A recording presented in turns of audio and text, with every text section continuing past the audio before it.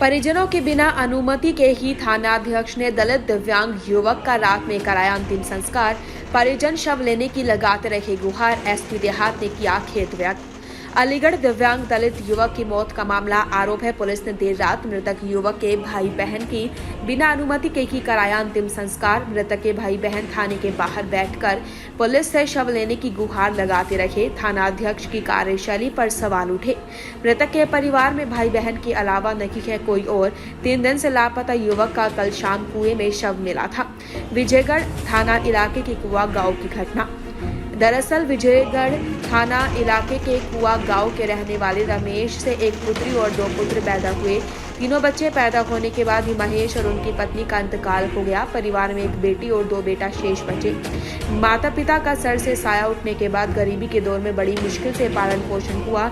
इस दौरान पिंकी की शादी इगलास में हो गई। कुछ दिन बाद पिंकी अपनी ससुराल में अपने साथ अपने भाई ललित को भी लेकर आ गई। ललित बहन के यहाँ रहने लग गया। मृतक महेश गाँव में रहकर पुश्तैनी 8 बीघा जमीन में खेती बाड़ी करके खर्चा चलाया करता था। इस दौरान मृतक के भाई ललित का आरोप है, हम लोगों को बुआ जी के माध्यम से सूचना मिली कि हमारे भाई महेश का शव कुएं में पड़ा हुआ है। पुलिस सरकारी वाहन से डेड बॉडी को लेकर गांव पहुंच गई और हम थाने पर इंतजार करते रहे। थानाध्यक्ष से डेड बॉडी लेने की गुहार लगाते रखे। आगे उन्होंने कहा कि हमारा भाई 3 दिन से लापता था, तो गाँव के अन्य किसी व्यक्ति ने इस बात की जानकारी हमें देना भी उचित नहीं समझा। मृतक के भाई ने कहा है, जमीन को लेकर मेरे भाई की हत्या की गई है। ललित का कहना है, माता पिता की मौत के बाद गांव की 8 बीघा पुश्तैनी जमीन पर कई लोगों की काफी दिन से बुरी नजर थी। इसमें थानाध्यक्ष की कार्यशैली पर भी सवाल खड़े हो रहे हैं। आखिर थानाध्यक्ष ने परिजनों को क्यों नहीं सौंपा शव।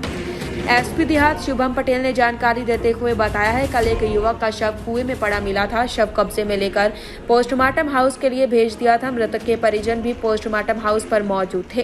कुछ रिश्तेदार अंतिम संस्कार में शामिल हुए। मृतक के भाई बहन शामिल नहीं हो पाए, जिसके लिए मैं खेद व्यक्त करता हूँ। बहन भाई को पुलिस ने शव क्यों नहीं सौंपा, इन तमाम पहलुओं पर जाँच के बाद ही तय हो पाएगा।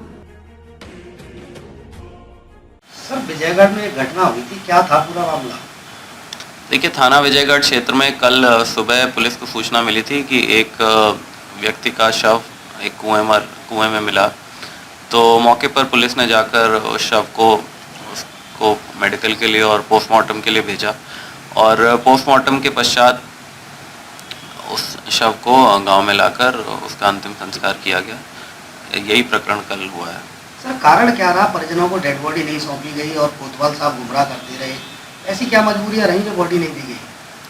इसमें ये अभी तक प्रकाश में आया है कि इसके परिजन मॉर्चरी पर और पोस्टमार्टम हाउस पर वो लोग मौजूद थे और उसके बाद परिजनों को भी गांव ले जाने के लिए बोला गया था और साथ में कुछ परिजन गांव गए भी थे जहां पर उसका अंतिम संस्कार हुआ और शायद उसके कुछ परिजन तब तक नहीं आ पाए थे। तो ये खेद का विषय है, परंतु कुछ परिजन मौजूद थे जब अंतिम संस्कार हुआ है। मृतक के परिवार में बहन और भाई केवल 2 लोग हैं। पिता और माता की लंबे समय पहले मौत हो गई। अब वो दोनों लोग थाने पर इंतजार करते रहे, बॉडी दी जाएगी।